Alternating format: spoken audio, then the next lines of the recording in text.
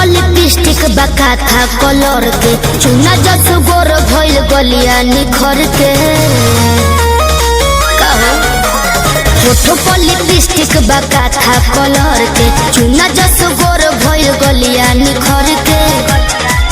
तोहर का विचार आवा हो जाना पर मौका मिली त चूकब ना सुना जवानी तोहर जरदा के पुराने भइल चबाबिले की ठूक बना जवानी तोहर जरदा के पान भइल चबाबिले की ठूक बना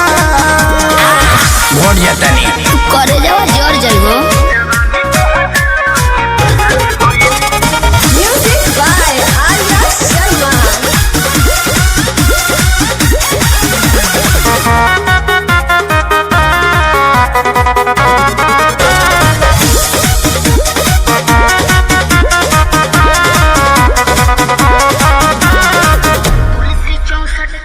तुलसी 64 की मामी ये राजा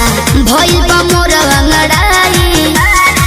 यही से ताव पता चाव से दिया खानी की नहसा हो जाई पावर बहु प्यास लगी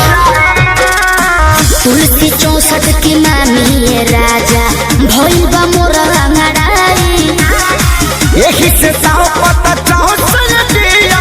खानी की नहसा हो जाई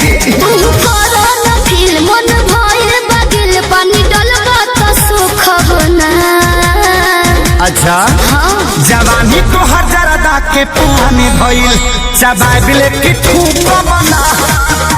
जवानी तोहर जरदा के पानी भइल चबाबिले की ठूक बना मछिया के गिर जइबो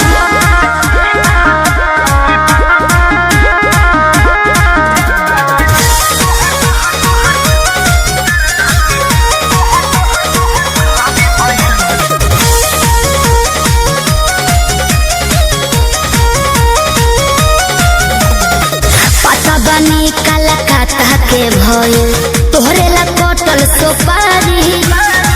इहे बकारम करी उठी सुती पारन आदत लगवल खेसारी ज्यादा हो बाबू जियान हो जइबो पता बनी कलकत्ता के भइल तोहरे ला कटल सोपारी